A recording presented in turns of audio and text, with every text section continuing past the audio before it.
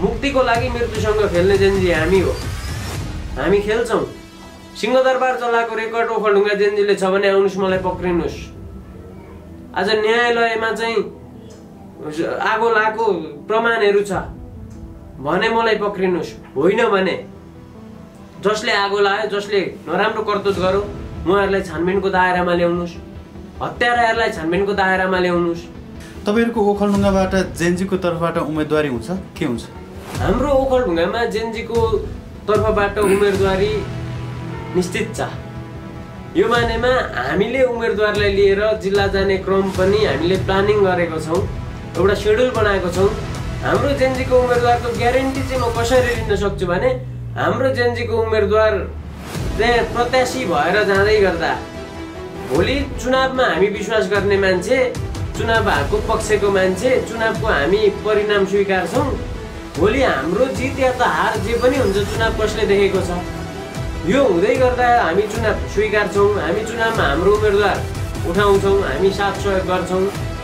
ओखलढुङ्गे आम जनसमुदायलाई म अपिल गर्न चाहन्छु, हामी उम्मेदवार लिएर आउँदैछौँ, तपाईँ मतदान दिनको लागि तयारी अवस्थामा रहनु होला। ओखलढुङ्गामा किशोरी कार्की जिताउने सङ्कल्प राखेका छौँ। किशोरी कार्की भन्दा योग्य उम्मेदवार अरूहरू पनि जानुभयो भने पनि हामी चाहिँ मान्नेवाला छैनौँ। यो समय जेन्जी पुस्ताको हो कि युवा आउनु पर्यो। राजनीतिक दलले युवा नेतृत्व दिन तयार छ त ओखलढुङ्गामा? छैन नि। यो त क्लियर लाइन हो। एउटै पात्र एउटै ठाउँमा पटक पटक आउँछ भने यसमा हाम्रो खबरदारी छ। हाम्रो कोर्डिनेसन के रहन्छ भने ओखलढुङ्गा परिवर्तनको लागि तपाईँ हामी एकपालि एकजुट हुनुपर्छ। यो पालि अब गाउँ गाउँमा सिंहदरबार भनेर यिनीहरूले चुनावी एजेन्डा बनाएर चाहिँ जनता झुक्याउने काम गरेको छन्। तपाईँ हामी जतिको रचनात्मक मान्छेहरू, सृजनशील मान्छे, युवा शक्ति देशमै बसेर केही गर्नुपर्छ भनेर लागेको साथीहरूलाई म अपिल गर्न चाहन्छु भनेर हामी निरन्तर संवादमा छौँ। चुनावी एजेन्डा कसरी छैन भन्दाखेरि पहिरे खोलाको पुल हाम्रो प्राथमिकताको विषय छैन। ओखलढुङ्गा जिल्लामा हामी शिक्षा, स्वास्थ्य, रोजगारीलाई प्राथमिकता दिएर अगाडि बढेको छौँ। त्यो जस्तै गर्न सक्ने कामहरू मात्र छन् कि एजेन्डामा, चुनावी एजेन्डामा हामीले पुरा गर्न सक्ने कामहरू मात्र छन्। अनावश्यक र झुट्टा प्रचारहरू छैन, हामी त्यो पक्षमा छैनौँ। यसको अर्थ तपाईँहरूको जेन्जी भित्रको पनि विचारहरू भनौँ, मागहरू फरक फरक किसिमको छ। मागहरू जेन्जीहरूको बिचको फरक छ। कोही राजा चाहियो भनेर हिँडिरहनु भएको छ। आज सडकमा एकजना हाम्रो डाक्टर साहब हुनुहुन्छ। डाक्टर साहबलाई अब डाक्टर साहब भन्ने कि के भन्ने हामीलाई सम्बोधन गर्न गाह्रो हुन्छ। उहाँप्रति व्यक्तिगत रूपमा त सम्मानै छ। तर जेन्जीलाई त सपोर्ट गर्नुभएको छ। निकोलस भुसालको कुरा गर्नुभयो होला तपाईँले, होइन? जेन्जीलाई सपोर्ट गर्नुभएको छ, मिडियामा एउटा कुरा बोल्नुहुन्छ, अनि पछि अब राजा चाहियो, मलाई प्रधानमन्त्री चाहियो भनेर चाहिँ एउटा शैली देखाउनुहुन्छ। यो शैली रवैया शैली हो। यो मानेमा जेन्जी ओखलढुङ्गाले निरन्तर खबरदारी गर्छ। हुन्छ सर, यहाँलाई स्वागत छ। परिचयबाट सुरु गरौँ। हजुरको शुभ नाम? धन्यवाद प्रवीण सर। मेरो नाम रोशन राज दाहाल, जेन्जी ओखलढुङ्गाको अध्यक्ष। हाल म चाहिँ काठमाडौँमा विभिन्न मिडियाहरूमा निरन्तर आवाज उठाइरहेको छु। यहाँनिर भएका व्यथिति विसङ्गति विरुद्ध हामी सडकदेखि मन्त्रालयसम्म आवाज उठाइरहेका छौँ। यो मानेमा म हजुरको स्टुडियोमा आएको छु। हजुरको स्वागतप्रति हार्दिक आभारी छु। तपाईँ ओखलढुङ्गाको एउटा भनौँ न अभियन्ताकारको रूपमा, जेन्जी प्रतिनिधिको रूपमा, अगुवाको रूपमा अगाडि बढिरहनु भएको छ, होइन? 23 र 24 गतेको जुन जेन्जी आन्दोलन, त्यसलाई कसरी सम्झिनुहुन्छ, कसरी लिनु भएको छ यहाँले? भदौ 23 र 24 को आन्दोलन, 23 गतेको आन्दोलन हामीले एउटा नर्मल्ली आन्दोलन र सरकार पक्षलाई चाहिँ खबरदारी गर्ने हिसाबले हामी लागेको थियौँ। 24 गते त्यो आन्दोलनको रूप परिवर्तन भएर रणभूमि भयो, युद्धभूमि भयो। यो मानेमा म ज्यान गुमाउनु भएका साथीहरू र घाइते अवस्थामा रहनुभएका साथीहरूलाई स्मरण गर्न चाहे। ज्यान गुमाउनु भएका साथीहरूलाई हार्दिक श्रद्धाञ्जली व्यक्त गर्न चाहन्छु। साथै घाइते अवस्थामा रहनुभएका साथीहरू, उपचाररत साथीहरूलाई शीघ्र स्वास्थ्य लाभको कामना व्यक्त गर्न चाहन्छु।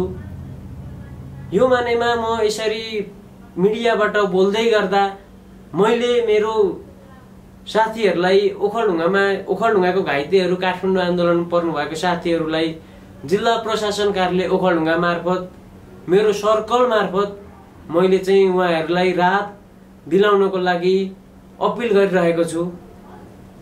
हामीले यसरी अपिल गर्दै गर्दाखेरि देशमा अहिले विषम परिस्थिति छ। यो परिस्थितिमा हामी जस्तै म आफै पनि 19 वर्षको युवा मिडियामा बोलिरहेको छु। म मिडियामा बोल्नुको कारण यो हो कि म मिडियामा सेलिब्रेटी बन्नको लागि आएको होइन। म समाजका व्यथिति विसङ्गति विरुद्ध निरन्तर खबरदारी गरिरहेको छु। मैले निरन्तर खबरदारी गर्दै गर्दा अहिले मिडियाबाट सम्प्रेषण भएका न्युजहरूले चाहिँ जनतासँग छिटो हामी विश्वास जित्न सक्छौँ भन्ने कुरा हो। अहिले देश एउटा फ्लोमा चलेको छ। यो फ्लोमा चल्दै गर्दाखेरि हाम्रो आपत्ति छ। जेनजीको माग सुशासन थियो, सरकार परिवर्तन थिएन। 24 गतेको रणभूमिबाट सरकार परिवर्तन भयो, तर यो सरकारले पनि हामीले भनेको कुराहरू मानेन। हाम्रा मागहरूप्रति सरकारले आँखा देखेन। यो नदेख्दै गर्दा सरकारप्रति हाम्रो रचनात्मक विरोध छ। यो विरोध हुँदै गर्दाखेरि हाम्रो साथीहरू माइती घरमण्डलाबाट निरन्तर आवाज उठाउनु भएको छ, तर त्यो माइती घरमण्डलाबाट आवाज उठाउँदै गर्दाखेरि आन्दोलन हाइज्याक भएको छ। ओखलढुङ्गा जिल्लामा हामीले नेतृत्व गर्दै गर्दा हाइज्याक हुने अवस्था हुन हामीले दिएनौँ। हामीले चेतावनी साथ भनेका थियौँ ओखलढुङ्गामा कुनै विद्यार्थीमाथि केही हुन्छ भने, कुनै आन्दोलनकर्मीमाथि केही हुन्छ भने जिल्ला ठप्प पार्छौँ भनेर हामीले भनेका थियौँ। तर त्यो अवस्था समेत हामी पुगेनौँ, शान्तिपूर्ण आन्दोलन गऱ्यौँ। तर पछिल्लो समय चाहिँ हामीले देखेको ओखलढुङ्गा, हामीले परिकल्पना गरेको ओखलढुङ्गामा एउटै पात्र दोहोरिने, युवा नेतृत्व चाहिँ दुःख गर्ने जुनसुकै सङ्गठनमा पनि दुःख गर्ने, श्रेय अर्कोले लिने यो अवस्था छ। यो अवस्थामा हाम्रो ओखलढुङ्गाको युवाको तमाम युवाको माग के हो भने ओखलढुङ्गाको तमाम युवा जो जस्तै म एउटा विद्यार्थी सडकमा आइरहेको छु। म सडकमा आउनुको मुख्य उद्देश्य भनेको ओखलढुङ्गाले राजनीतिक निकास पाउनुपर्छ, युवा नेतृत्व पाउनुपर्छ, युवा सक्षम छन् भन्ने कुरा त फागुन 23 र 24 को आन्दोलनले देखाएको छ। ओखलढुङ्गामा युवा सक्षम छन् भन्ने कुरा त देखाएको छ। एउटा 19 वर्षको युवाले ओखलढुङ्गामा एउटा आन्दोलनको कमान्ड गरेर एउटा आन्दोलनलाई चाहिँ शान्तिपूर्ण तरिकाले आन्दोलन गर्दै गर्दा यहाँहरूले चाहिँ जे अरू कुराहरू गरे पनि एउटा 19 वर्षको युवाले चाहिँ ओखलढुङ्गामा आन्दोलन गर्दै गर्दा नयाँ नेतृत्व ल्याउनुपर्छ भनेर लाग्दै गर्दा पुरानो दलहरूप्रति हाम्रो सम्मान छ। पुरानो दलहरूप्रति किन सम्मान छ भने पुरानो दलमा हिजो कांग्रेस बनाउने कुरामा जेनजी पुस्तामा हुँदा बीपी कोइरालाले बनाएको कांग्रेस, पुष्पलाल श्रेष्ठको आवश्यकता जेनजी पुस्तामा हुँदै गर्दा पुष्पलाल श्रेष्ठले बनाएको कम्युनिस्ट, मदन भण्डारीले बनाएको कम्युनिस्ट, उहाँहरू जेनजी अवस्थामा बनाउनु भएको कम्युनिस्ट र कांग्रेस त्यतिखेर बनाउनु भयो। तर अहिले चाहिँ हामी समग्र ओखलढुङ्गा बनाउने जिम्मा जेनजेठ ओखलढुङ्गाले लिएको छ भनेको हाम्रो उमेर पुस्ताले लिएको छ। आफ्नो आफ्नो उमेर पुस्तामा समयको माग अनुसार हामी निरन्तर सक्रिय छौँ। हिजोको इतिहास पनि त्यही हो, भोलिको भविष्य पनि त्यही हो। हाम्रो अपिल छ यसपालि हामी मतदान चाहन्छौँ। अब जेनजीहरूको पनि अनेक रूप छ, यो चाहिँ नेता बन्न आए जस्तो देखियो क्या समग्र। तपाईँहरूको ओखलढुङ्गाबाट जेनजीको तर्फबाट उम्मेदवारी हुन्छ के हुन्छ? हाम्रो ओखलढुङ्गामा जेनजीको तर्फबाट उम्मेदवारी निश्चित छ। यो मानेमा हामीले उम्मेदवारलाई लिएर जिल्ला जाने क्रम पनि हामीले प्लानिङ गरेको छौँ, एउटा सेड्युल बनाएको छौँ। हाम्रो जेनजीको उम्मेदवारको ग्यारेन्टी चाहिँ म कसरी लिन सक्छु भने हाम्रो जेनजीको उम्मेदवार त्यहाँ प्रत्याशी भएर जाँदै गर्दा भोलि चुनावमा हामी विश्वास गर्ने मान्छे, चुनाव भएको पक्षको मान्छे, चुनावको हामी परिणाम स्वीकार्छौँ। भोलि हाम्रो जित या त हार जे पनि हुन्छ चुनाव कसले देखेको छ, यो हुँदै गर्दा हामी चुनाव स्वीकार्छौँ। हामी चुनावमा हाम्रो उम्मेदवार उठाउँछौँ, हामी साथ सहयोग गर्छौँ। ओखलढुङ्गा आम जनसमुदायलाई म अपिल गर्न चाहन्छु, हामी उम्मेदवार लिएर आउँदैछौँ, तपाईँ मतदान दिनको लागि तयारी अवस्थामा रहनु होला। हाम्रो उम्मेदवारको एजेन्डा के हो भने हाम्रो त्यो अरू पहिरे खोलाको नाम जोड्ने, यता त्यता जिल्लाको समस्याको नाम जोड्ने त्यो छैन। क्लियर कुरा, हाम्रो उम्मेदवारको कुरा के हो भने अब देशको विषम परिस्थिति अनुसार संसदमा नयाँ अनुहार पनि हो, उहाँ महिला पनि हो, युवा महिला पनि हो, सबै कुराले परिपक्व नेतृत्व पनि हो। उहाँले चाहिँ एउटा जेनजी आन्दोलनमा एकजना मान्छेको सहयोग, एकजना मान्छेको ज्यान बचाउनु भयो भनेको एउटा आमाको आँसु पुस्नुभयो भने हजारौं आमाको आँसु पुस्नुहुन्छ भन्ने संकल्प लिएका छौं। म आज काठमाडौँ छु, बसिरहेको छु। मेरो लेभलको युवा साथीहरू आज खाडी जाने अवस्था छ, खाडी जाने अवस्था छ। यहाँ हजारौं आमाका काखहरू रित्तिएका छन् यो आन्दोलन पछाडि। कम्तीमा पनि आज म यहाँबाट बोल्दै गर्दा मेरो आमा गाउँमा हुनुहुन्छ। मेरो आमा गाउँमा हुँदै गर्दाखेरि मेरो ओखलढुङ्गाको हजारौं आमाहरू आज गाउँमा हुनुहुन्छ। हाम्रो नेताहरूले चाहिँ के गर्नुभयो भने विगतको नेताहरूले संसदमा जाने, उहाँहरूप्रति यो व्यक्तिगत आक्षेप होइन, एउटा अभियन्ताको रूपमा मैले चिनेको नेताहरूले चाहिँ, ओखलढुङ्गाको नेताहरूले चाहिँ उहाँहरूले चाहिँ एउटा कुराहरू पाउनु भयो भने त्यो कुरालाई प्रचार गर्ने र नकारात्मक कामहरू गर्ने देखिएका कुराहरू छन्। यी कुराहरूमा मेरो आपत्ति छ। मेरो आपत्ति किन छ भने ओखलढुङ्गाको जनतालाई जसरी झुट बोलेर आश्वासन देखाइँदैछ यो कुरामा हाम्रो निरन्तर खबरदारी रहन्छ। हामी सडकदेखि मन्त्रालयसम्म निरन्तर रहन्छौँ। आज मेरो लेभलको युवा पुस्ता विदेश जानु परेको छ। म आफै पनि युकेको भिसा त्यागेर म निरन्तर सामाजिक रूपमा चाहिँ सक्रिय छु। म सक्रिय हुँदै गर्दा सञ्जालमा आएका कमेन्टहरूले चाहिँ मलाई प्रोत्साहन दिन्छ। मेरो सञ्जालमा धेरै कमेन्टहरू आउँछन्, नकारात्मक पनि आउँछन्, सकारात्मक पनि आउँछन्। म निरन्तर कर्ममा विश्वास राख्ने मान्छे, मलाई केही पनि फरक पर्दैन। तर ओखलढुङ्गाका आमा, बुवा, दिदी, बहिनी, दाजुभाइको आँखामा आँसु पुस्न सक्ने एउटा टालो बन्न सकूँ भनेर चाहिँ म निरन्तर सक्रिय छु। मैले यति भन्दै गर्दा हाम्रो उम्मेदवार मात्र राम्रो भनेर हुँदैन। हामीले दलीयबाट सिकेको कुरा पनि यही छ। हाम्रो उम्मेदवारलाई ओखलढुङ्गाको जनताले विश्वास गर्नुहुन्छ यो मानेमा म चाहिँ एकदम खुसी पनि छु। र अर्को कुरा के छ भने ओखलढुङ्गा जस्तो विकट जिल्लामा पैरे खोला चर्चित छ। हामी राजनीतिको भेल बगाउने मान्छेहरू, राजनीतिको प्रवाह गर्ने मान्छेहरू हामी पैरे खोला जस्तै छौँ, पैरे खोलाको बाढी जस्तै छौँ। पैरे खोलामा बाढीले पीडित पार्दै गर्दा त्यहाँनिर पैरेकै नाम बेचिएर चाहिँ राजनीति भइरहेको छ। यो मानेमा मेरो गम्भीर आपत्ति छ। कम्तीमा पनि हामी जस्तो युवा त्यही पैरे खोला पारी बस्न पाउनु पर्यो, त्यही गाउँमा बस्न पाउनु पर्यो। आज गाउँमा रोड खनेर विकास हुनेवाला छैन।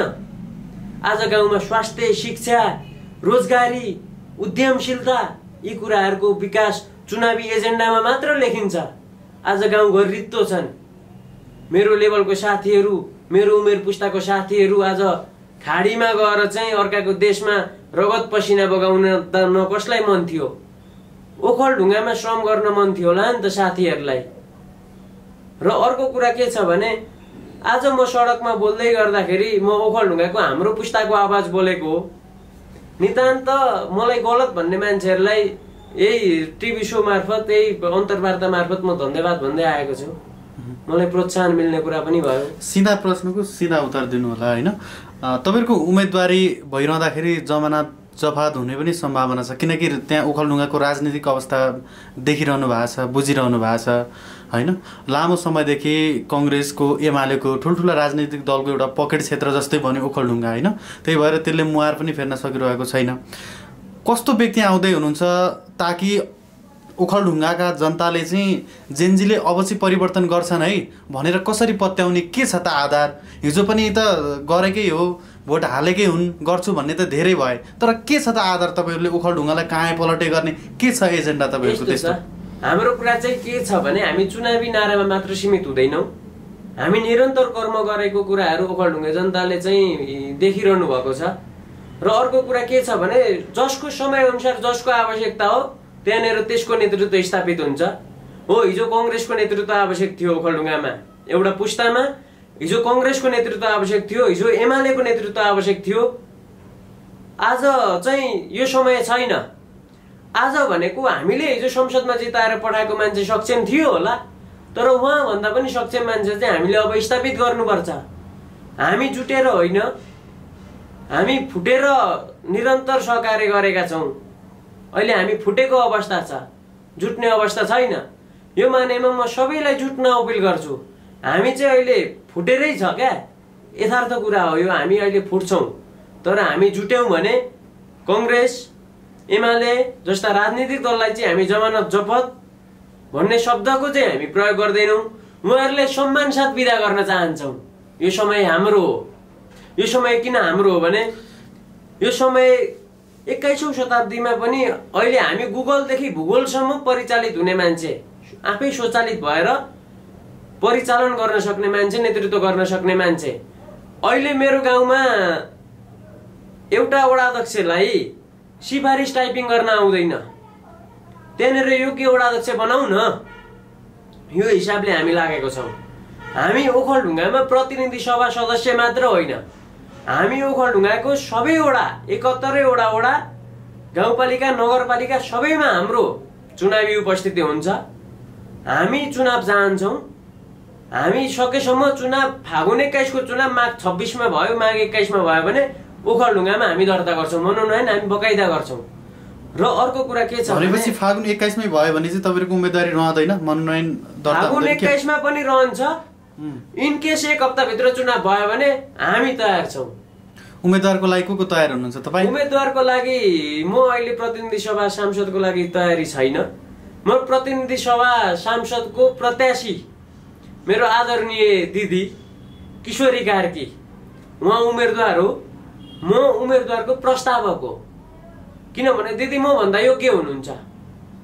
कुन हिसाबमा योग्य हुनुहुन्छ भने एकजना आमाको आँसु पुछ्नु भनेको त्यो कुरा सामान्य लाग्न सक्छ, तर उहाँले हजारौं आमाको आँसु पुछ्न प्रयत्न गर्नु भएको छ।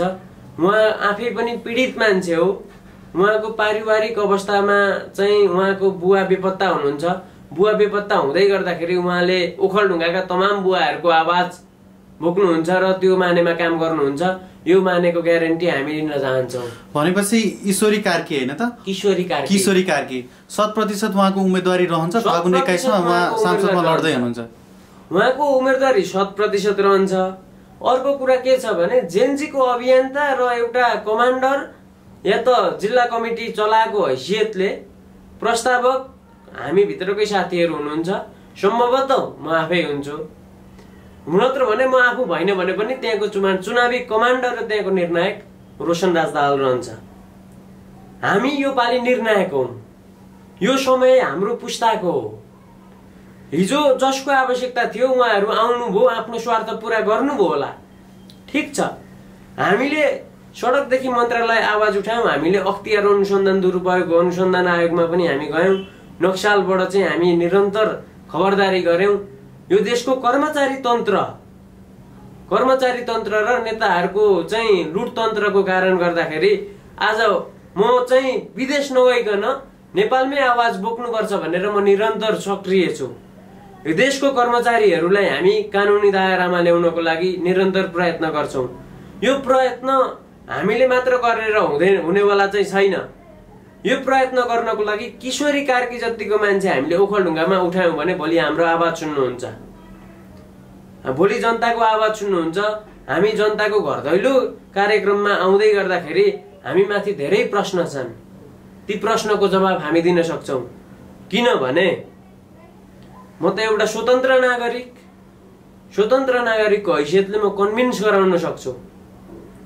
जति कांग्रेसको नेता ओखलढुङ्गामा भोट माग्न जाँदै गर्दा, जुनसुकै उम्मेदवारलाई भोट माग्न जाँदै गर्दा सकेसम्म त युवा नै आओस् भन्ने मेरो अपिल हो। पार्टीगत पनि युवा नै आओस् अनि युवा भिड्दाखेरि युवा चाहिँ आउँछ, स्थापित हुन्छ भन्ने मान्यताको मान्छे म। चाहे जोसुकै जाँदा पनि शेरबहादुरको घरमा जलेको पैसा एआई हो कि रियल हो भनेर सोध्दै गर्दाखेरि उहाँहरूले दिने जवाफ र हामीले दिने जवाफमा हामी रचनात्मक जवाफ दिन्छौं। हामीलाई जुनसुकै प्रश्नसँग पनि हामी निरन्तर लड्छौं। नेताहरूलाई त गाह्रो छ, पार्टीगत मान्छेहरूलाई गाह्रो छ। यसको निर्णायक हाम्रो पुस्ता हो। हाम्रो पुस्ताले अब झण्डा बोक्दैन। राजनीतिक दलको झण्डा र नाम चाहिँ फरक हो क्या, धन्दा एउटै हो। म फेरि भन्छु, राजनीतिक दलको झण्डा र नाम फरक हो, धन्दा एउटै हो। तर हाम्रो झण्डा भनेको राष्ट्रिय झण्डा हो।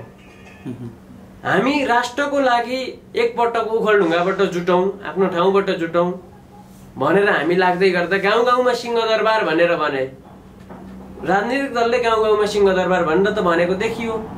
तर आज हाम्रो ओखलढुङ्गाको सिंहदरबार आज स्वार्थले चलेको छ, राजनीतिक दलको नेतृत्वले चलेको छ, राजनीतिक दलको आशेपाशेले चलेको छ। साँच्चै भन्दा निष्पक्ष काम भएको छैन। यो कुरामा हामी निरन्तर आवाज उठाउँछौँ। हामी भोलि हारेर ब्याग बस्ने अवस्था छैन। हामी निरन्तर कर्म गर्छौँ। हामीलाई कसैले जुनसुकै धम्की दिएको भरमा पनि हामी सम्मानसहित ठिक छ नमस्कार भन्छौँ। हामी मुस्कुराएर हामी निरन्तर आवाज रहन्छौँ। र अर्को कुरा जमानत जफत चुनावमा तिमीहरूको हुन्छ, चुनावमा पक्लास देखलास भन्ने कुरा यो छैन। अब ओखलढुङ्गामा यो दाइको पछि लाग्छु, ऊ अङ्कलको पछि लाग्छु भनेर राजनीति हुनेवाला छैन। यो पुस्ताले बुझ्दैछ, यो पुस्ताले बुझ्छ। तर भोट हाल्ने त पहिलाकै पुस्ता हुन् नि त, होइन र? उहाँहरूलाई कसरी बुझाउनुहुन्छ कि यो चाहिँ जेनजीको युग हो, जेनजीले देशलाई हाँक्दैछ भनेर कसरी बुझाउनुहुन्छ? हिजोदेखि उहाँहरूको त हातै भनिन्छ नि बुढा मान्छेको भनौँ, अथवा एउटा घर घरमै पार्टीगत रूपमा लागिरहनु भएको छ। उहाँहरूलाई कसरी एउटा चेतना अभिवृद्धि गराउनुहुन्छ? पार्टीगत साथीहरूलाई म के अपिल गर्न चाहन्छु भने तपाईँहरू पार्टीमा युद्ध गर्नुहोस्। युद्ध फेरि हात हतियारको युद्ध होइन, रचनात्मक बौद्धिक युद्ध गर्नुहोस्। टिकट म लिन्छु, यो जमाना यस्तो छ भनेर तपाईँहरू लाग्नुहोस्। त्यो मानेमा हाम्रो साथ सहयोग शुभकामना हुन्छ। प्रत्यक्ष रूपमा त दिन नसकौँला, अप्रत्यक्ष रूपमा हामी निरन्तर साथ सहयोग गर्छौँ। अब ओखलढुङ्गामा राजनीति गर्ने भनेको नेपाली कांग्रेस पार्टीको तेस्रो पुस्ताले हो, नेकपा एमालेको तेस्रो पुस्ताले हो भनेको युवा नेतृत्वले हो। अब जेनजीबाट हामी लाग्दै गर्दाखेरि कम्तीमा पनि युवा नेतृत्व आउनुहुन्छ भने हामी स्वीकार्छौँ। अझ म त के भन्छु भने ओखलढुङ्गाको सक्षम मान्छेहरूलाई सपोर्ट गरौँ भन्ने कुरा चाहिँ मेरो रहन्छ। तर यहाँनिर चाहिँ जे होस्, अब सक्षम भन्दै गर्दाखेरि कुन लेभलको सक्षम भन्ने कुराहरू पनि आउँछ। पार्टीगत मान्छेहरू पनि ठिक छ, सक्षम मान्छे जानुभयो होला, यो विषयमा हाम्रो आपत्ति छैन। लोकतन्त्रमा प्रतिस्पर्धा गर्न जसले पनि पाउँछ, हामी दललाई निषेध गर्दैनौँ। दलको मान्छेहरूले पनि चुनाव लड्ने हो। अब टिकट त कसले ल्याउने, भित्र दलको लबिङ अनुसार फरक पर्ला। तर जेनजी पुस्ताको कुरा चाहिँ के हो भने हामी ओखलढुङ्गामा निर्वाचनको पक्षमा छौँ, हामी निर्वाचन लड्न योग्य छौँ, हामी सक्षम छौँ। यदि सक्षम थिएनौँ भने म त आज विदेश पुग्थेँ नि त। सक्षम नहुँदाखेरि यहाँनिर त जस्तै म यहाँ आवाज उठाउनु पर्छ, ओखलढुङ्गे आमा बुवा दाजुभाइ दिदी बहिनीहरूलाई कन्भिन्स गराउनु पर्छ। अब पुरानो नेताबाट राजनीति चल्दैन। अब नयाँ पुस्ताले राजनीति गर्नुपर्छ, सुसंस्कृत राजनीति गर्नुपर्छ। अब हत्या हिंसाको राजनीति होइन, रचनात्मक र बौद्धिक लेभलको राजनीति गर्नुपर्छ। यो मानेमा हामी सहकार्य गरौँ। जस्तै पुरानो दलमा आस्था राख्ने ओखलढुङ्गे वृद्ध आमा बुवामाथि भ्रम फैलाइँदैछ। यो भ्रमको चिरफार हामी गर्छौँ। भ्रमको चिरफार गर्ने भन्ने बित्तिकै हामी हत्या हिंसा आतंकको पक्षमा छैनौँ। हामी रचनात्मक तरिकाले बौद्धिक तरिकाले हामी सरसल्लाह गर्छौँ। ओखलढुङ्गामा जसरी चाहिँ पहिरे खोलाको नाम बेचेर राजनीति गरिँदैछ, पहिरे खोलालाई चाहिँ पुल हाल्छु भनेर हाल्दै गर्दाखेरि म यहाँबाट प्रश्न गर्न चाहन्छु कि पहिरेमा पुल बन्यो? ओखलढुङ्गा जिल्लामा ठिक छ, विकासका गतिहरू पहिला भन्दा अलिकति अगाडि बढेको देखिए। यो स्वाभाविक हो, स्वाभाविक हो। समयको पारबन्दी अनुसार विकास हुनु स्वाभाविक हो। तर अझै पनि भित्री समस्याहरू छन्। स्वास्थ्यमा समस्या छ, जिल्ला अस्पतालमा आज भ्रष्टाचारको केसहरू छन्। आज जिल्लाको पवित्र शैक्षिक संस्थाहरूमा भ्रष्टाचारको केसहरू छन्। यो मानेमा आफ्नो मान्छे जोगाउने होइन क्या, जोसुकै मान्छे भए पनि खबरदारी गर्ने हो। यदि जेनजी अभियन्ता रोशन राज दाहालले काहीँनिर भ्रष्टाचारको कुराहरू उठाउँदै गर्दाखेरि दोस्रो तेस्रो पुस्ताको नेताहरूले साथ दिने हो। राजनीतिक दलमा यो चेतना हुन आवश्यक छ आजको दिनमा। र अर्को चेतना के छ भने जनतालाई भ्रम फैलाएर अब चुनाव जितिन्छ भन्ने कुराहरू ओखलढुङ्गामा चाहिँ नगर्दा हुन्छ। एउटा फेसबुकमा स्ट्याटस लेखेको भरमा र मिडियाले सम्प्रेषण गरेको भरमा, मेरो जेनवाई दाईहरूले मलाई सहयोग गरेको भरमा 4-5 हजार मान्छेको नेतृत्व गरेर स्थापित भएको छु। यो स्थापित हुँदै गर्दा म राजनीतिक दललाई चाहिँ सर्वोपरि राखेर अगाडि बढ्न चाहन्छु। आउनुहोस्, विद्यार्थी संगठनको नेताहरूलाई म भन्न चाहन्छु, प्रिय नेताहरू, ओखलढुङ्गा परिवर्तनको लागि तपाईँ हामी एक किता एक कट्ठा भएर उभिन जरुरी छ। विद्यार्थी सङ्गठनमा तपाईँहरूले जसरी आफ्नो सक्रिय सहभागिता देखाउनु भएको छ, राजीनामा गरेर आउनुहोस्। हामी तपाईँहरूलाई लिएर अगाडि बढ्न चाहन्छौँ। ओखलढुङ्गे जनतालाई अपिल गर्न चाहन्छु, तपाईँहरूले मत चाहिँ एकदम सुरक्षित तरिकाले स्वविवेक प्रयोग गरेर हाल्नुहोस्। तपाईँको अरू दिन पार्टीको झन्डा बोके पनि जब मतदान गर्ने बेलामा चाहिँ तपाईँहरूले सुरक्षित मतदान हाल्नुभयो भने, स्वविवेकले मतदान हाल्नुभयो भने तपाईँको भोट खेर जाने छैन। तपाईँको भोट ओखलढुङ्गा निर्माणको लागि हुनेछ।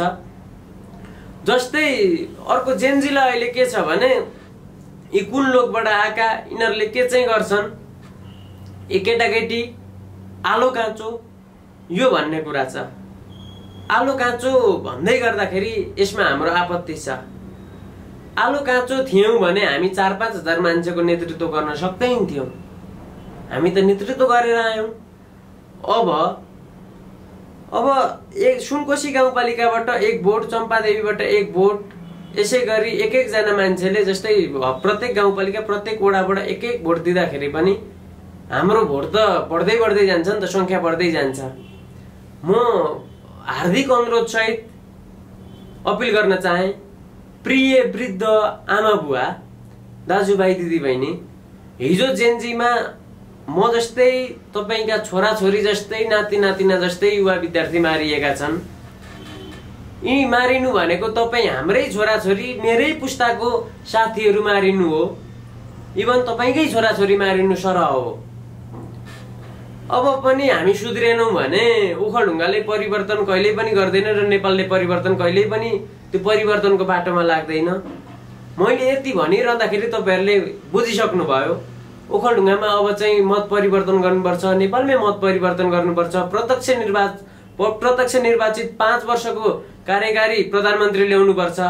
यो हाम्रो माग पनि हो। देशमा सुशासन हुनुपर्छ। छिमेकी देश भारतमा 80 वर्षको नरेन्द्र मोदीले चाहिँ 5 वर्षको स्थिर सरकार चलाउन सक्छ। अमेरिकामा डोनाल्ड ट्रम्पले 5 वर्षको स्थिर सरकार चलाउन सक्छ भने हाम्रा देशका अनुभवी वृद्ध नेताहरूले पनि सक्छन् नि त। हामी राजनीतिक दललाई बन्देज गर्ने अवस्थामा छैनौँ। राजनीतिक दलबाट जोसुकै आए पनि प्रत्यक्ष कार्यकारी प्रधानमन्त्री हुनु पर्यो। त्यो प्रधानमन्त्री 5 वर्षसम्म चल्नु पर्यो। 5 वर्षसम्म चल्दै गर्दाखेरि उसले काम गरेन, 5 वर्ष कार्यकालभित्र गरेन भने नेपाली जनताले जुन ठाउँबाट ल्याएको थिए त्यो ठाउँमा उसले अवश्य पुर्याउनु पर्यो। वृद्ध नेताहरूमा पनि कमी कमजोरी होला, सुधार्ने मौका त दिनुपर्छ नि। नरेन्द्र मोदीले आज भारत चलाउँदै गर्दा भारतको एउटा प्रदेशमा 1 लाख भन्दा बढी जनसङ्ख्या हुँदै गर्दा नेपालको जनसङ्ख्या त, एउटा प्रदेशको जनसङ्ख्या त त्यो अभिगत राख्ने त छैन नि त। यो हुँदै गर्दा आज युवा विद्यार्थी विदेश गएका छन्। विदेश गएर चाहिँ खाडीमा गएर त्यहाँनिर रगत पसिना बगाएर आज यो देश चलाएको छन्। हामी जस्तो युवा विद्यार्थी सिर्जनाका सम्वाहक पनि हौँ। यो देशमा युवा विद्यार्थी सबैभन्दा पीडित छन्। आज म अपिल गर्न चाहन्छु, मैले बनाएको नागरिकता, मैले बनाएको पासपोर्टले नै काम गर्दैन भने बनाएको औचित्य छैन। आज मेरो नागरिकता बिक्रीमा छ। म नागरिकता बेचेर चाहिँ आफ्नो जीविकोपार्जन गर्छु कि भन्दाखेरि पनि त्यो पत्याउने कन्डिसन छैन।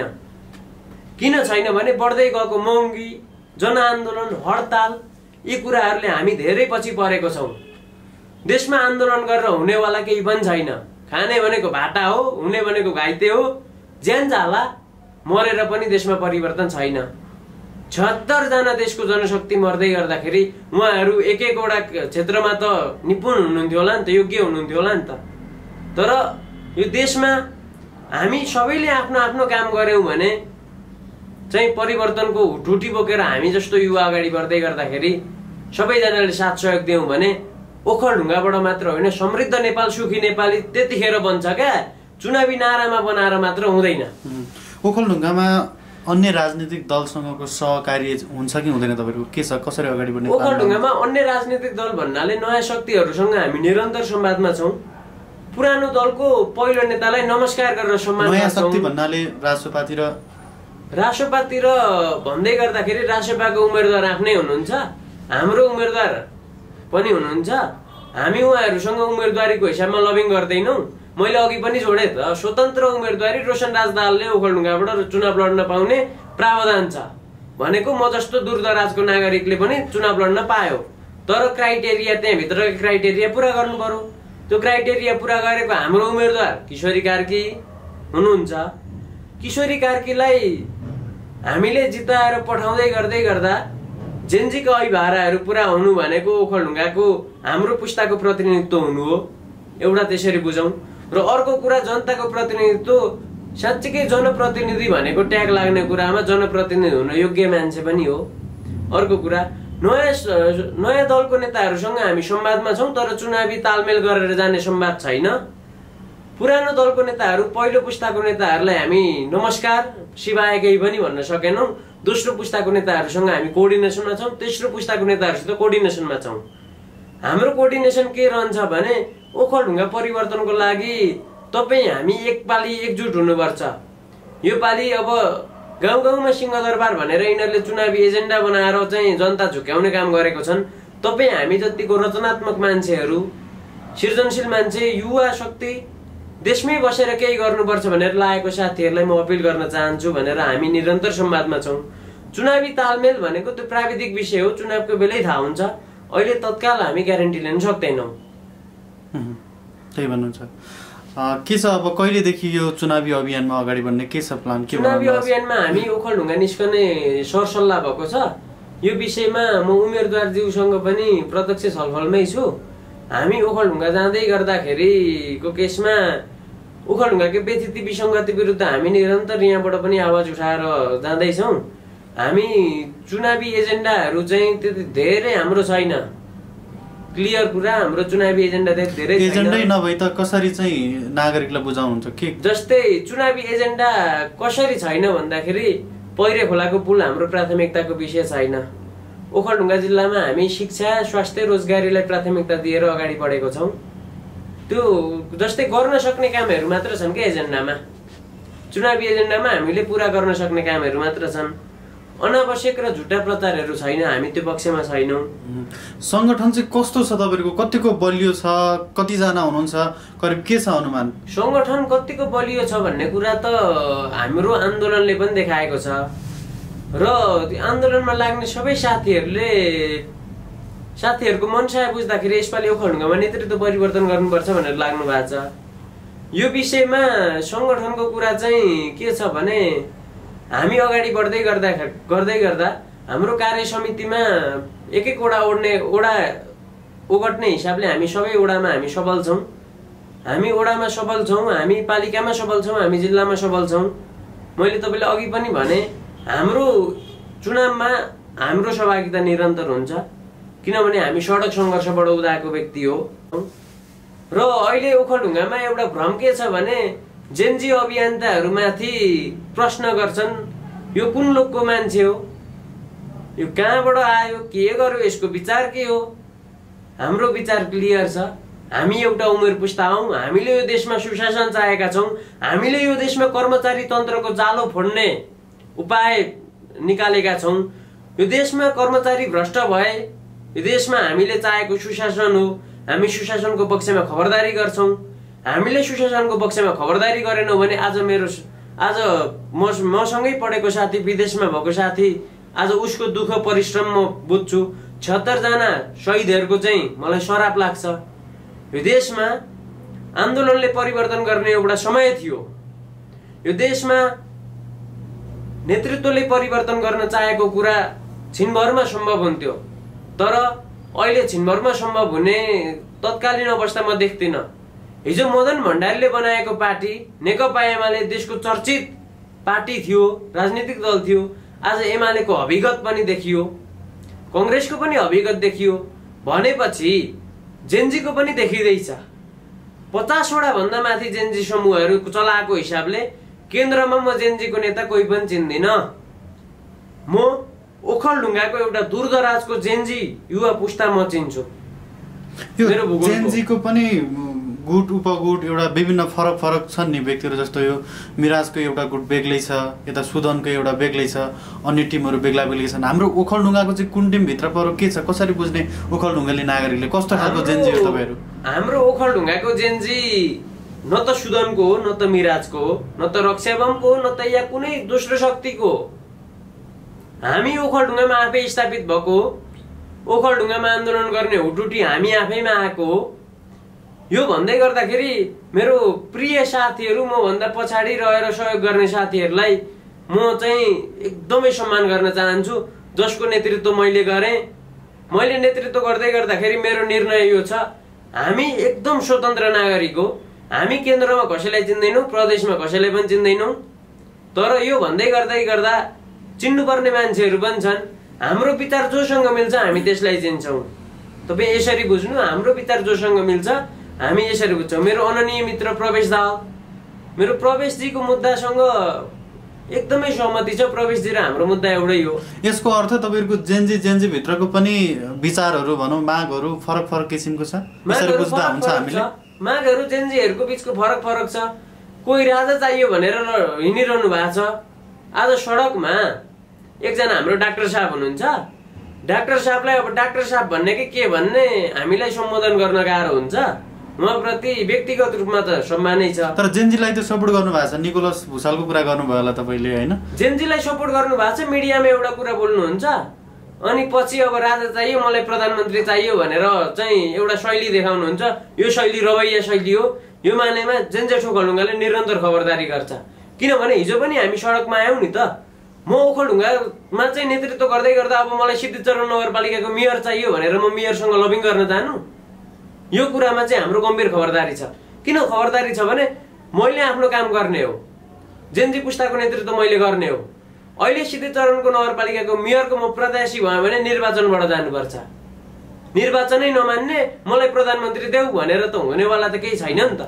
एकदम यो जेन्जी एकजुट चाहिँ किन हुन नसक्नु भयो? सुरुवाती मागमा त तपाईँहरूको सुशासन, भ्रष्टाचार न्यूनीकरण यावत कुराहरू थिए नि त, यही नै थियो एकमुष्टमा माग। पछि आएर चाहिँ किन यस्तो छिन्न भिन्न हुनुभयो तपाईँहरू? जेन्जी छिन्न भिन्न र झालेमाले हुनुको कारण चाहिँ के हो भने मिडियामा अगाडि आयो, आफ्नो 2-4 कुरा राख्यो, सेलिब्रेटी भयो, उ जेन्जी अभियान त भइहाल्यो। कतै यो सेलिब्रिटीको लागि यसरी तछाड बछाड गर्दै आफ्नो मागहरू तिर्साउनु भएको त होइन? यसरी बुझ्ला नि त यो कुरामा नागरिकले बुझ्नु त हुन्छ, तर नागरिकले हामी अर्को तरिकाले बुझाउँछौँ। हिजो हामी सडकबाट उदाएको नेतृत्व जति चाहिँ आज बरु म पदै छोड्न तयार, तर मेरो कर्म छोड्न सक्दिनँ। कर्म गर्दै जाने हो, पद आइहाल्छ क्या। तर साथीहरू चाहिँ पदको लागि कर्म नै त्याग्नु भयो क्या। मिडियामा स्टन्ट देखाउने, स्टन्टबाजी गर्ने, यो कुराहरूले अनि संगठनको नेता बन्ने, यो कुराहरूले चाहिँ अलिकति असहज भएको छ। तर यो असहजलाई चाहिँ मान्छेहरूले बुझ्दै गएपछि यो एउटा उमेर पुस्ता न हो। मैले एउटा क्षमता देखाएर ओखलढुङ्गामा आन्दोलन गरेँ, म पछाडिको साथीहरू अगाडि बढ्नुहुन्छ भने ठिक छ, स्वागत गर्छु। म भन्दा योग्य साथीहरू हुनुहुन्छ भने स्वागत गर्छु। अयोग्य साथीहरू हुनुहुन्छ भनेर अयोग्यको ट्याग पनि लाउँदिनँ। उहाँहरूलाई चाहिँ निखारेर खारिएर होइन, जेनवाई पुस्ताहरूसँग सहकार्य गरेर ओखलढुङ्गामा त हाम्रो राम्रो छ। कसरी ओखलढुङ्गामा एकजुट हुनुहुन्छ? फरक मत त छैन नि तपाईँहरूको? ओखलढुङ्गामा हाम्रो फरक मत छैन, फरक विचार छैन। हामी एककट्ठा छौँ। हामी ओखलढुङ्गा परिवर्तनको लागि हामी निरन्तर सहकार्यमा छौँ। हाम्रो साथीहरूले ओखलढुङ्गामा गरेको काम क्रियाकलापहरूलाई मेरो एकदमै सकारात्मक समर्थन छ। जसरी मैले काठमाडौँमा गरेको काम क्रियाकलापहरूलाई ओखलढुङ्गाको साथीहरूले बुझ्नु भएको छ। यो हुँदै गर्दाखेरि ओखलढुङ्गा र काठमाडौँमा चाहिँ हाम्रो एउटा अन्तर सम्बन्ध छ। हामी काठमाडौँ बसेर आवाज उठाइरहेका छौँ भने साथीहरू दूरदराजमा आवाज उठाउँदै हुनुहुन्छ। यो कुरामा हामी एकजुट भएर ओखलढुङ्गामा किशोरी कार्की जिताउने सङ्कल्प राखेका छौँ। किशोरी कार्की भन्दा योग्य उम्मेदवार अरूहरू पनि जानुभयो भने पनि हामी चाहिँ मान्नेवाला छैनौँ। यो समय जेन्जी पुस्ताको हो कि युवा आउनु पर्यो। राजनीतिक दलले युवा नेतृत्व दिन तयार छ त ओखलढुङ्गामा? छैन नि। यो त क्लियर लाइन हो। एउटै पात्र एउटै ठाउँमा पटक पटक आउँछ भने यसमा हाम्रो खबरदारी छ। किन खबरदारी छ भने ओखलढुङ्गा बनाउँछु भनेर त्यही पुरानो चुनावी एजेन्डा लिएर फेरि जाँदै गर्दाखेरि यो मानेमा चाहिँ हामी बहस गर्न तयार छौँ, गम्भीर ध्यानाकर्षण गराउन चाहन्छौँ, तर निषेध चाहिँ होइन। सम्मान छ। उहाँहरूले पनि एउटा राजनीतिक दलमा योगदान गरेर नेता बन्नुभयो, यो मानेमा सम्मान छ। तर उहाँहरूले चाहिँ जतिखेर आफू स्थापित हुनु पर्थ्यो त्यो बेलामा स्थापित हुन सक्नु भएन। जस्तै यो समय त अब कम्तीमा पनि पढे लेखेका युवाको हो। अबका जनप्रतिनिधि कस्तो हुनु पर्यो भने म काठमाडौँ बसिरहेको छु, म काठमाडौँ बसेर एउटा सिफारिस चाहियो वडा अध्यक्षज्यू जनप्रतिनिधिज्यू भन्दाखेरि सिफारिस आउनु पर्यो। यो त अब अहिले त एआई को जमाना छ। एआई को जमाना हुँदै गर्दै गर्दा अब हरेक ठाउँमा एआई रोबोटले काम गर्न थालेको छ। यसरी एआई को जमाना हुँदै गर्दाखेरि यसलाई चाहिँ सदुपयोग गर्नुपर्ने छ। यो अवस्थामा हामीले सदुपयोग गर्नुपर्ने छ, हामीले सचेतना गर्नुपर्ने छ। र अर्को कुरा चाहिँ के छ भने ओखलढुङ्गामा हामी चुनाव लड्दै जाँदाखेरि हामीलाई प्रश्न आउँछ। हामीलाई प्रश्न के आउँछ भने जेनजीले चुनावै लड्नको लागि चाहिँ के ओखलढुङ्गामा आन्दोलन गरेको भनेर प्रश्न आउँछ। तर यो देश बनाउने संकल्प र यो ओखलढुङ्गा बनाउने संकल्प चुनावबाट मात्र सम्भव छ। चुनावबाटै सम्भव छ। हामी चुनाव चाहन्छौँ। अरू साथीहरूका विचार आफ्ना आफ्ना हुन्छन्। 100 जना बसेको मान्छेको ठाउँमा 90 जनाको कुरा मिल्ला नमिल्ला, 3 जना बसेको ठाउँमा 2 जनाको कुरा मिल्छ भनेर बहुमतको कदर गर्नुपर्छ भन्ने कुरा पनि चल्छन्। तर म सबैलाई अपिल गर्न चाहन्छु 100%मा 100%ले चुनाव चाहनुपर्छ। चुनावबाट आफूले चाहेको मान्छे ल्याउनुपर्छ। गलत गर्यो भने खबरदारी गर्नुपर्छ। सही काममा साथ दिनुपर्छ, प्रेरणा दिनुपर्छ। ओखलढुङ्गा जिल्लामा राजनीतिक दलले दबदबा एउटा बनाएको छन्। यो दबदबामा चाहिँ जनताहरू भ्रममा पर्नुहुन्न जस्तो लाग्छ। यो मानेमा हामी चुनाव जितेर आउँदै गर्दाखेरि ओखलढुङ्गाको जनप्रतिनिधि हो भन्ने कुरा त्यहाँको संसदहरूले बुझ्नुपर्छ। यहाँनिर चाहिँ के छ भने राजनीतिक दलबाट आएपछि राजनीतिक दलको कार्यक्रममा सरकारी सवारी साधनको दुरुपयोग गर्ने कुराहरू पनि छन्। यो कुराहरू गर्न पाइएन। र अर्को कुरा के छ भने युवालाई रोजगारी दिन्छु भनेर भन्दै गर्दाखेरि आज कुन युवाले रोजगारी पायो? झन्डा बोकेको युवाले रोजगारी पायो होला। सक्षम व्यक्ति र योग्य व्यक्ति, दक्ष व्यक्ति छानिनुपर्छ। जस्तै म एउटा विद्यार्थी हो, मैले विद्यार्थीको काम गर्नुपर्छ। मैले विद्यार्थीका समस्याहरू हल गर्नतिर लाग्नुपर्छ। किनभने एउटा कुरामा चाहिँ के छ भने आफ्नो आफ्नो काम गर्नु भने र सही काम र सत्य मार्गमा हिँड्नु भने कसैले पनि त्यो खबरदारी गर्ने छुट छैन क्या। हामी आफै आफ्नो काम नगरेर चाहिँ आफैलाई लज्जास्पद बनाएको छौँ। यो कुराहरू हाम्रो अग्रज नेताहरूले सिकाउनु भएको छ। यो कुराहरूमा अग्रज नेताहरूलाई सम्मान गरेर विदा पनि भव्य विदा गरेर उहाँहरू आफ्नो तवरमा बस्नुहोस्, युवा पुस्तालाई नेतृत्व दिनुहोस्। पहिला तपाईँहरूलाई हेरियो, एकपटक युवालाई हेरौँ। फेरि यस्तो छ, युवा भन्ने बित्तिकैमा सबै कुराले योग्य अनुभवी पनि हुँदैन। राम्रो भन्ने बित्तिकैमा, स्मार्ट भन्ने बित्तिकैमा, इङ्ग्लिस बोल्न जान्दैमा र स्वतन्त्र भन्दैमा त्यो मान्छे योग्य नहुन सक्छ। यो कुरा त जनताले मूल्याङ्कन गर्न दिनु पर्यो। जनताले टेस्टेड गर्छन्। एकचोटि जनता सामु जानु पर्यो भनेर हामी जसरी लागि परेका छौँ यो मानेमा हामी निरन्तर सक्रिय हुनेछौँ। चुनाव जित्ने सम्भावना चाहिँ के कस्तो देख्नुहुन्छ? कस्तो परिकल्पना गर्नु भएको छ? जितिन्छ जस्तो लागेको छ? चुनावमा यस्तो छ, चुनाव भन्ने कुरामा सबैले जितिन्छ नै भन्ने हो। हारिन्छ भनेर कोही पनि जानेवाला चाहिँ छैनन्। राजनीतिमा त्यस्तो हुन्छ। र राजनीतिको समीकरण कतिखेर फेरबदल हुन्छ त्यो टुङ्गो हुँदैन। एउटा प्रमाण हामीसँग चाहिँ के छ भने जिल्लामा अहिले 6000 जना मतदाता नयाँ थपिनु भएको छ। 6000 मा 1000 जनाले चाहिँ राजनीतिक दललाई हाल्नुहुन्छ जस्तो लाग्छ। 5000 मत चाहिँ हाम्रो हुन्छ जस्तो लाग्छ। किन हाम्रो हुन्छ भने हाम्रो कारणले गर्दाखेरि उहाँहरूले त एउटा मतदाता परिचय पत्र पाउनुभयो।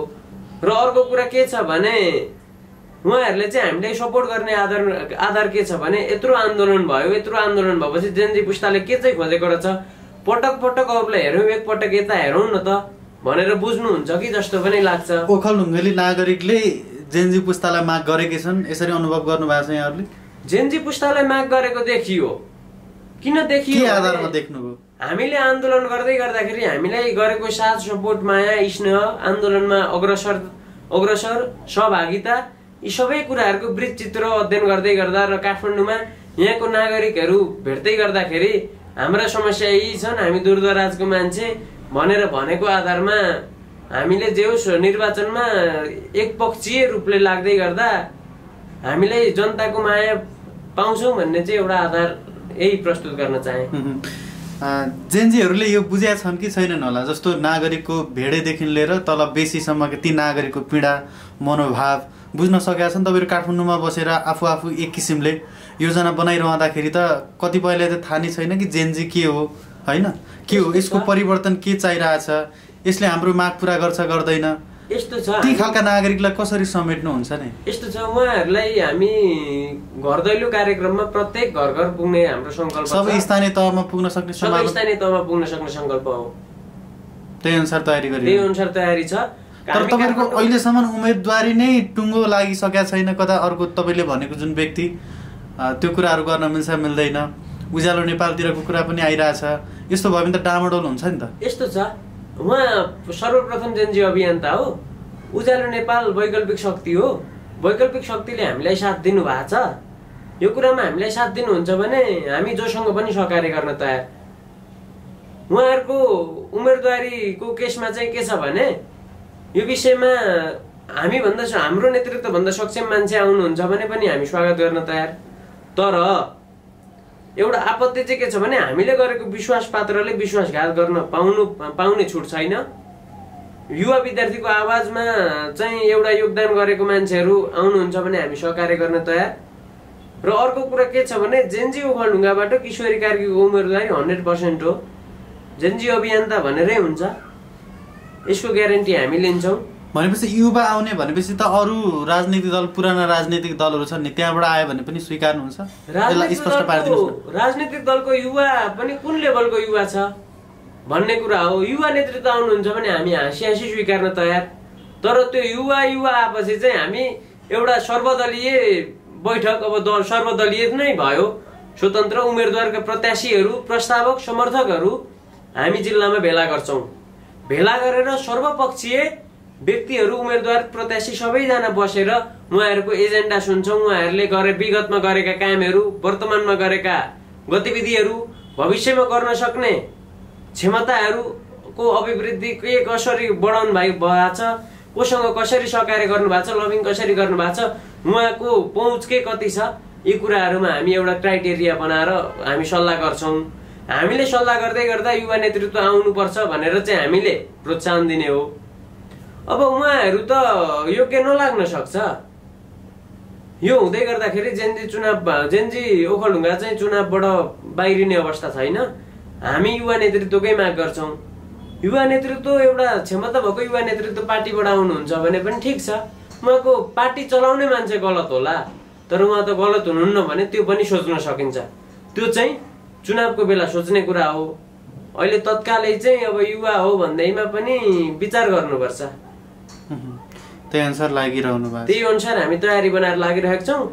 ओखलढुङ्गा जिल्लाको लगभग राजनीतिक दलसँग आबद्ध भएर युवा राजनीति गर्ने आदरणीय नेतृत्वहरूप्रति म निरन्तर सद्भाव राखिरहेको छु। उहाँहरूले मलाई एउटा स्नेह देखाइरहनु भएको छ। यो स्नेह र मायाले राजनीति त हुँदैन, पक्कै पनि सपोर्ट पुग्छ भन्ने हाम्रो अभिव्यक्ति हो। ओखलढुङ्गाका जेनजीहरूलाई एक खालको आरोप भनौँ अथवा देशभरकै जेनजीहरूलाई भनौँ न, होइन, आलो काँचो छन्, उडन ठेउला छन्, के गर्लान् र के छ र यिनीहरूको भिजन, के छ र यिनीहरूको एजेन्डा भन्ने खालको नागरिकहरूसँगको एउटा गुनासो भनौँ अथवा अन्य राजनीतिक दलहरूको गुनासो छ। यसलाई बुझाउनको लागि चाहिँ ठ्याक्कै नागरिकलाई सरल भाषामा बुझाउनु पर्दा त्यस्तो चुनावी एजेन्डा त तपाईँले पक्कै केही छैन भनिसक्नु भएको छ, होइन? तर चुनावी एजेन्डा छ, सरल चुनावी एजेन्डाहरू लिएर हामी जाने हो। हामी सल्लाहमै छौँ चुनावी एजेन्डाको विषयमा। र अर्को कुरा चाहिँ आलो काँचो अपरिपक्व छ भनेर भन्ने नागरिकलाई चाहिँ हाम्रो यति मात्र कुरा हो, कम्तीमा पनि म आलो काँचो थिएँ भने, मेरो आफ्नै कुरा गरेर मैले गरेँ, कम्तीमा पनि रोशनराज दाहाल आलो काँचो थियो भने 19 वर्षको उमेरमा एउटा जिल्लामा आन्दोलन गर्न सक्दैन थियो होला। आलो काँचो भन्न मिल्दैन। आलो काँचो भन्दै गर्दा र उडन ठेउला भन्दै गर्दाखेरि दारी पलाउँदैमा, कपाल फुल्दैमा योग्य हुने होइन, आफ्नो विचारले योग्य हुने हो, आफ्नो विचारले सक्षम हुने हो। र अर्को कुरा के छ भने योग्य मान्छे भन्दैमा चाहिँ ऊ कार चढेर हिँडेको मान्छे योग्य हुने होइन क्या। उसको पारिवारिक ब्याकग्राउन्ड ठिक छ, ऊ गरिबी परिवारबाट हुर्केको होला। गरिबी परिवारबाट हुर्किँदै गर्दाखेरि गरिबीको आललाई सम्पन्नताको महलसम्म लान उसमा भिजन छ भने होइन, त्यो चाहिँ योग्य हो। तर नागरिकको मनोभाव त बुझ्नु पर्यो नि त। कुनै कुनै त अब यहाँ सहरमा बसेर त्यो मैले भने नि बेसीमा बस्ने, त्यो लेखमा बस्ने नागरिकहरू कुन पीडामा छन्, कसरी आफ्नो दिनचर्याहरू बिताइरहेका छन्, त्यो अवस्था बुझेन भने त जेनजी आए पनि को भएर, एमाले आए पनि के भएर, अर्को कङ्ग्रेस आए पनि के भएर, नागरिकको भावना बुझ्ने नेता खोजिरहेछ अहिले। ओखलढुङ्गामा नागरिकको अहिले सबैभन्दा ठुलो समस्या स्वास्थ्यमा छ। स्वास्थ्यमाथि खेलबाड भएको छ, शिक्षामाथि खेलबाड भएको छ। आज मेरो भाइहरू ओखलढुङ्गामा राम्रो पढाइ नभएको कारण काठमाडौँ आएर +2 गरिरहेछन्। मेरो भाइ बहिनीहरू आज काठमाडौँमा +2 गरिरहेछन् होइन। काठमाडौँमा +2 गर्दै गर्दाखेरि एउटा महँगी छ निजी विद्यालयमा। हामी यसको लागि चाहिँ अग्रज दाइहरूसँग सल्लाह गरेर स्कलरसिपको लागि पनि हामी पहल गरिरहेका छौँ। यो हुँदै गर्दा ओखलढुङ्गामा शिक्षा क्षेत्रमा चाहिँ लगानी न्यून छ। हाम्रो सांसदहरूले चाहिँ, हाम्रो नेताहरूले चाहिँ भन्नुहुन्छ शिक्षा क्षेत्रमा ओखलढुङ्गा अगाडि छ, यहाँको सहसचिव उपसचिवहरू हुनुहुन्छ भन्नुहुन्छ। यो चाहिँ पुरानो कुरा हो। अहिलेको भाइ बहिनीहरू +2 गरेपछि बाहिर जाने कन्सेप्ट छ होइन। एकजना ठिक छ, म राजनीतिमा सम्भावना बोकेको मान्छे भनेर म एकजना ब्याक भएँ होला, यो 1-2 100मा 1-2 हो। तर अहिले विदेश जाने जुन परिपाटी छ यसलाई रोक्नको लागि हाम्रो युवा नेतृत्व, जस्तै युवाको पीर युवाले बुझ्छ भने जस्तै हामीले युवा नेतृत्व स्थापित गऱ्यौँ भने बा यो हुन्छ कि भनेर आशा गरेको, अपेक्षा गरेको। म भन्दा पछिल्लो पुस्ता नेपालमै केही गर्न सकोस्, अझ कमाउँदै पढ्दै गर्न पाओस्, मेरो यो शुभेच्छा हो। र अर्को कुरा चाहिँ के छ भने नकमाइकन पढ्ने एउटा वातावरण छ। हामी आफू मेहनत गर्दैनौँ अनि अरूलाई गाली गर्छौँ। यो हाम्रो परिपाटी चेन्ज हुन चाहिँ अहिलेको आवश्यकता देखिन्छ। र अर्को कुरा चाहिँ के छ भने जेनजी अभियन्ता भनेर हामीले भन्दै गर्दा हामीले कतिको ब्याकग्राउन्ड बनाएर चाहिँ जेनजी अभियन्ता भन्यौँ भन्ने कुरा यसमा आवश्यक छ।